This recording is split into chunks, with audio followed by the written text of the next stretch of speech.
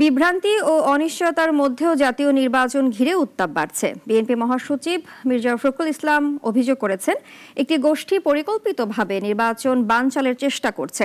একই সঙ্গে তিনি বলেন, সাম্প্রতিক অস্থিরতার প্রেক্ষাপটে সব রাজনৈতিক দলের দায়িত্বশীল আচরণ এখন অত্যন্ত জরুরি।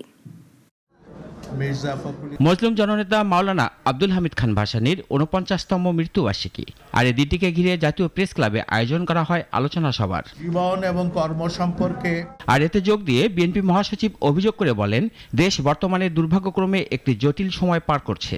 যে আশা আকাঙ্ক্ষা নিয়ে গণ অভ্যুত্থান হয়েছে, সে আকাঙ্ক্ষা আমরা পূরণ করতে পারছি না। নির্বাচন প্রসঙ্গে মির্জা ফখরুল বলেন, একটা সুযোগ এসেছে, কিন্তু সেই সুযোগকে অনিশ্চয়তার মধ্যে ফেলতে একটি মহল পরিকল্পিতভাবে কাজ করছে।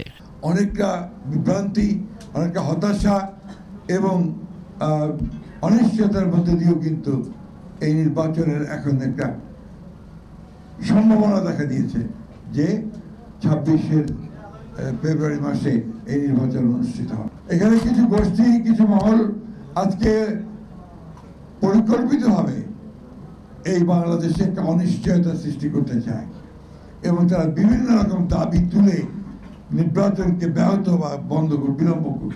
দেশে আইন শৃঙ্খলা পরিস্থিতি খারাপ হচ্ছে, নির্বাচিত সরকার না থাকলে আরো খারাপ হবে জানিয়ে বিএনপির এ নেতা বলেন, আর এই সুযোগে একটি গোষ্ঠী দেশে নৈরাজ্য সৃষ্টি করতে পারে। আগামীকাল ফ্যাসিস্ট হাসিনার গণহত্যার বিরুদ্ধে যেটা ট্রায়াল হয়েছে তার রায় বেরোবে।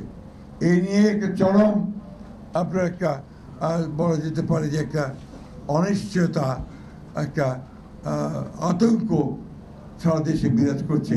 এই নিয়ে কোনো ওইটা বড় একটা অপেক্ষা রাখে না এবং একটা মহল এটা নিয়ে বাংলাদেশে আবার একটা নৈরাজ্য সৃষ্টি করার জন্য পায়তারা করছে। দেশের পরিস্থিতি যেভাবে এগুচ্ছে তাতে একটা কালো মেঘ দেখা যাচ্ছে। কাজে নির্বাচন যদি সময় মতো অনুষ্ঠিত না হয়, তাহলে দেশের জন্য বিরাট বিপর্যয় সৃষ্টি হবে বলেও জানান বক্তারা। রাশিদুল কাদির, নাগরিক, ঢাকা।